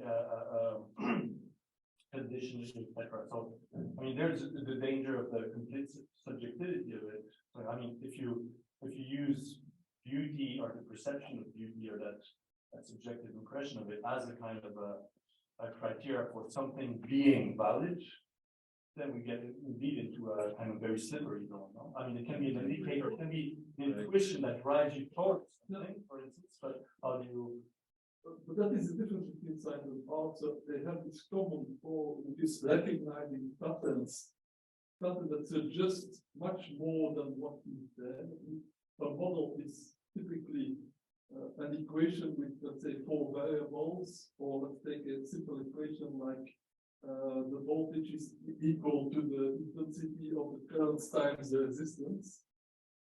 3 values, extremely simple model, but it describes exactly what's going on in all these wires that go through the walls, and you can predict exactly how much electrical current you will get if you know what voltage it is and what the resistance is your machine. So the beauty is that with the minimum of elements, you can maximally extend things. But in the case of science, you want to deduce specifically, you will specifically use that if I put in a machine with this resistance, then it will produce this current and it will have this power generated. But in the case of art, yeah, that is much more subjective. So the fact that it's subjective does not mean it's not real. You do feel it. And some people may not have it. They may look at the same piece of art. Doesn't tell me anything. I can just see any point. You also have, I mean, you also have the situation where you have, you know, like a very good theory, scientific theory, and then at a certain point somebody comes along and disproves it, right? Or like comes up with a better theory. Which is something similar to what you're saying, right? There's a danger by being seduced by something beautiful that then later proves not to be right or not complex enough or something, or not ugly enough perhaps to capture the situation. And it, I mean, and I'm So- saying also it produces its own knowledge. And it, yeah. In the moment that it's a knowledge creating tool. But that happens all the time, right? Like that happens in science all the time. You have theories that become falsified. You have works of art which are canonical for a while and then they're not, or they go out of favor, or somebody comes along with something else. Like that is the process of human knowledge, of finding something beautiful or theory, like finding something useful for a while and then or beautiful or important or emblematic or iconic or whatever, and then it changes, you know. But then I suppose there's something to be said for the process of it. You know, maybe the process is more important than the goal. Maybe the conversation is more important than, maybe this conversation is more important than any one given game or system that we'll make. And that's And in a sense, it's like, it's an excuse to have a really good conversation, right? That we can't have any other way, be it for a night or be it that conversation lasts the span of a night, a week, or an empire, you know? There's this nice concept of a boundary object. It's a boundary object is something about which you can have a conversation, and it's a boundary object because you have a conversation between an artist and a scientist, and they both see the same object, and there is something to talk about because there is an object that is part of both of their world. So a model in that sense can be a good way to start a conversation, but of course the model is not the reality. That's the whole idea of the map is not the territory. You always have to remember any model is only provisional. It doesn't capture the whole thing. Yeah, but then, yeah, exactly. I was thinking this too, this map is not a territory phrase. And yeah, but then of course, then cybernetics has a really good story about that, right? That you can, the map, the territory can just be the map. Like you don't need a map because you can just, you know, you can just find your way as you go along. You can steer yourself through the territory. So you don't need to actually have an internal representation of the territory at all. The map is a shortcut if you need the place to drink and there's only forest around you, you have a map, it tells you if you go 5 kilometers to the southwest, you will come to a lake. If you didn't have a map, you could of course explore the forest on your own. Yeah, but a methodology can also be like a map in that sense, right? Or it can also be useful. You know, like it can be useful to have a kind of a methodology to find water, for example. Like you always go down if you're in a forest, just keep going down. So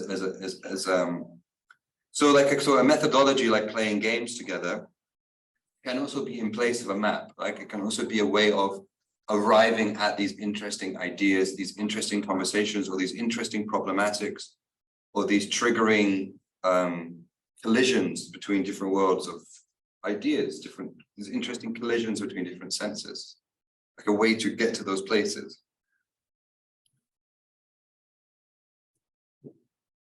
Well, I would like us to get back to the notion of play, because I think that's the most interesting thing here. I mean, discussions about science, art, models, they're very interesting, but we have had them before. Well, discussions specifically about play, I think we are lacking. We have had a few with you and with Federico, who now he has submitted a postdoc to look at the theory of play. So it's, I would say it's a very hot topic now in CLEA, but we haven't really discussed it in a big group like this. So I think it is worth saying what is the difference between play and all these other. So the way I understand it is play is like art and like science. It is a model of something. The play represents something. It's analogous with the real world, but it's analogous in a way that it's kind of smaller, easier, simpler, safer. You can chase somebody playing tag, or you can chase a mammoth if you're a prehistoric person with a spear. It's much safer to chase the person in the game of tag, but while chasing the person in the game of tag, you may learn movements that you will afterwards need to chase your mammoth.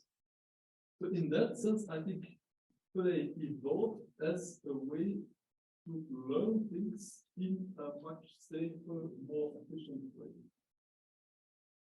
But what's specific about play is the freedom of it. Well, we also have education in schools where you also learn shortcuts so that you don't have to go through all the books to learn the shortcut. But in school, the program is fixed. Well, in play, it's not fixed. And that allows you to learn things that probably you wouldn't have learned otherwise. That's one aspect. So there is the possibility of emerging of something that nobody would have known.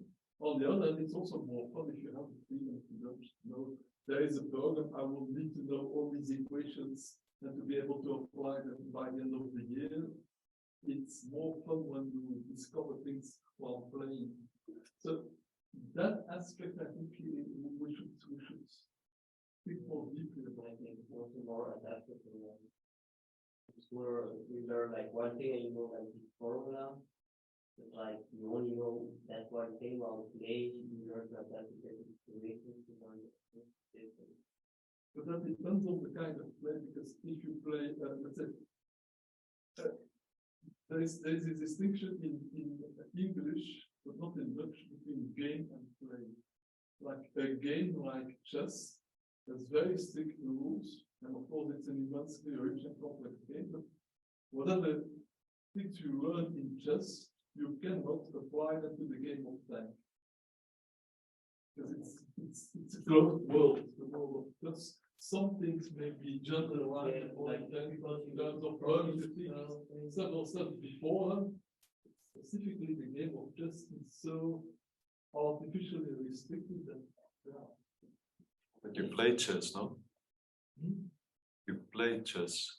Yet it's a play that is much more regulated than the game of tag. So that's one of the dimensions of play, the degree of regulation or formalization of how strong are the rules, how strong are the constraints. And I think those kind of games, like chess, there is game theory, there are computer models of that. That's not new stuff in science. It's the other type of game that I think we should be reflecting on. The game where the rules are minimal, where there's much more freedom than there is constraint. Yeah, but like There's a sometimes games like it's also by creating constraints that you can create like affordances and new ways. Like if you just say, okay, there are no rules in this game, or you use the rules, then it will often be like simple or even going back to your same habits. Well, if you say make up some crazy rule, you have to, oh, how do I have to adapt to that rule? Then you will learn all kinds of things. Constraints are useful, but I would make a difference between the kind of constraints of chess where you have a discrete number of possible things you can do, while in tag, in chess, everything is forbidden except these particular rules. While in tag, everything is allowed except that you need to touch the other one. So the default is different. The one case, the constraint is the basic, in the other, the freedom is the basic. I think that if we get, I'm sorry, am I talking over? Apologize. Yeah, It's difficult to hear from one side of the room, so I apologize. It's like leaving the vehicle. Either you follow the instructions and you bring it back to your chest, or either you build whatever you want and then you pay time. I think so short comment before that the joy of the game, the joy of playing, I think it's something that we might explore. What brings the joy, not just learning, because we'll keep playing it through the joy. Oh, I'm going to play more because I learn more. I don't think that's the real motivation. Playing, like the real motivation is the joy you feel by playing, and just this little ingredient that I want to share add that we enjoy the game when we can find roles within the game that somehow we feel good having. In the game of chess, for example, I play Go, not chess much, but I used to play. So we develop strategies, and it's very boring if you are all the time focused on like just getting the checkmate or just getting the win stake. It's not as enjoyable as play around with the strategies that you can do, how to create situations within the game, which is like it's you some kind of thing you can do, establishing a certain role. In the you game, you can imagine your way to play. You can play aggressive, like to follow, or kind of tease the other person, or play safe and escape from the danger and stick around, and then you say, okay, I'm in this winning position, nobody's gonna catch me, and that's the enjoyable. And then you can kind of switch from this game, on these roles, as a strategies of performing within the game. And I think that the freedom when we understand that freedom and we like that freedom, we start enjoying the game and we want to play more. Sometimes we don't play and we just don't have fun and don't want to play more. So yeah, that's my just this ingredient of the roles, which I find very important as well, because it allows you to be in roles eventually that you might not want to have, you might not want to be at. And that is something that opens, like it puts you out of your zone of comfort within the game, but in a still safe space. You can be out of the comfort zone, still in a safe space, and then it's very formative for, like increasing your worldview or becoming more empathetic with others or with your, etc. So I think that all these ingredients were, like in my first comment, I was thinking more in this line of improving the nature of human beings by playing in adulthood still, not just because children do it for learning and all that, but then in adulthood, I think we need a lot of that to learn how to collaborate, learn how to communicate, to be empathetic, and to kind of build adult functional communities, Game can be a lot of use. No, I think we typically we miss a lot of adults miss that. A lot of adults kind of lose this ability to play. Yeah. Or there's only certain games you can play, right? In certain contexts, and and then people also whatever. We need drugs also, drink alcohol to get into a playful state, etc., etc., etc. But there's this basic level of playfulness that we lose. But I think it is interesting to keep coming back to the notion of play and how to do it and what makes a good game, what games we enjoy playing. I feel like we also just need to kind of play for a bit and then talk about it, like talk what we liked about it. What you have an intuitive sense of what worked, what didn't work. And then you can combine this with then this other, like this human level of conversation, but also this scientific level of conversation or this artistic level of conversation. But it needs to be orientated around the actual experience of play, rather than games we play. Actually, after the fact of doing it, we started discussing the rules. But this applies, but then you can do that. And I remember when I was a child, that was the typical thing that happened. After you play a little bit, you discover like the blind spots or the loopholes in the game, so you can win by doing this stupid thing that is like it makes the game boring. So then you forbid that, and then you start kind of like fixing and adding those extra rules that make it. And then you go to the next neighborhood, and the children play that same game, but different. Yeah, they just manage another way to kind of make it. Yeah, exactly. But it's like making a model. No, I imagine if you make a scientific model on a computer. And that is somehow like the rational part of humans, that we rationalize this new world system, and we make it coherent. And there is this other playful part, more kind of artistic, that allow us to, within that, like, a world that we kind of rationally create, and play around and create joyful situations. So I was thinking also about that. But I think the conversation that kids have about in between, you kind of Yeah. change the rules and so on and so on. I also think that's part of play. Yeah. Totally, you know, and I think that that's, so when I think we're talking about systems and so on, or talking about, you know, approaches to making things, be it art or play or science, that conversation is also part of the play somehow. It's maybe we've just forgotten that it's part of the play. Yeah, I would just If I can, to say that I think probably in daily life we take play much too serious. Just like Berta said, I think we can be more playful about play. So there's a lot of play going on all the time. But what is it that we get so serious about it? What makes us less playful about what we're doing? I think it's that we have, but I was reflecting about it when discussing it, and I think it's this role thing, that we forget that we can have other roles within the game. Because if you are in the stock market, you are to win money there. You are not to fool around. And actually people say, you're not fool around, you're doing this, you know? So it gets kind of like really, really punished emotionally to leave the role. In the game, you have to have that freedom. Otherwise, it's not a game anymore. I think maybe something more refined than Yeah, that, but I so- think it goes in that direction. I think it's also like the game is often like simulation or it's separate while being on the stock market. There are consequences.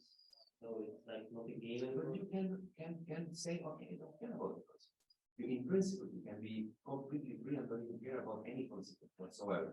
In principle, but we stop caring about that. Or you should Yeah. have like both states at the same time, Yeah. be serious and playful at the same time. So that's a lot about being able to improvise. Yeah. Yeah. so there's a way of looking at this, which I really like the conversation that's happening. I appreciate it.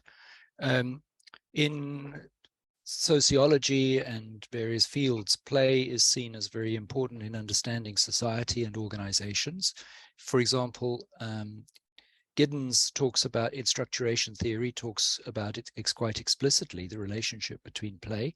And he also talks about games and play in relation to the social rules that are formed, both the formal social rules and the informal social rules that are formed in a society, macro or micro, in order to produce what its outcomes are.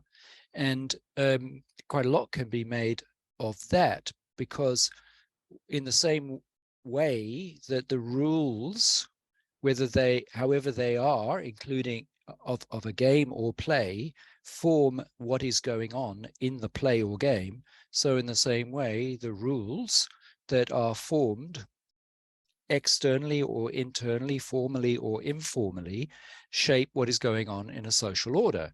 Now, given the conversation earlier on about flexibility and so on, and the notion of play as something that you can play around with and you can modify, then when you talk about reflexive consciousness and being aware, you can only really become free from the rules that you currently are operating within and be able to see another way, another set of rules that you set yourself, or another order that you can do it. I mean, I worked yesterday in an organization where there were certain people who could see how you could work together as a community, as a colleague group, and others who simply couldn't understand how you could not be hierarchical.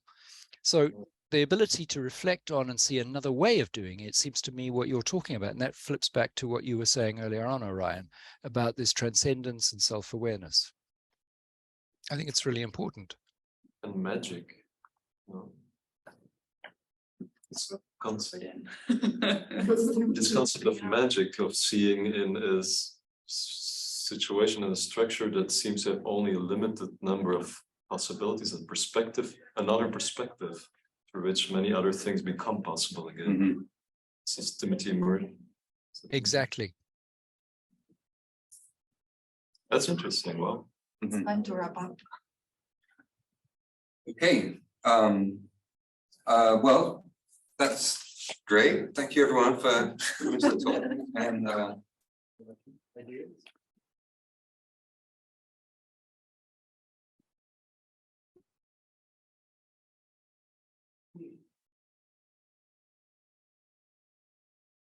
remove